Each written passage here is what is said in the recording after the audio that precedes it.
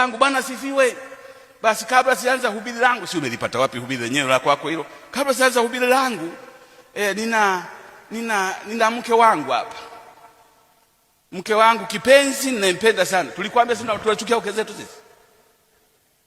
Unatuambia unampenda mke wako, tulikwambia sisi tunachukia wake zetu.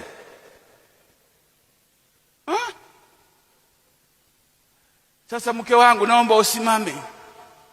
Naye kwa sababu sasa nitakupatia wakufanana naye, naye kichwani azimu. Na anasimama nyoso.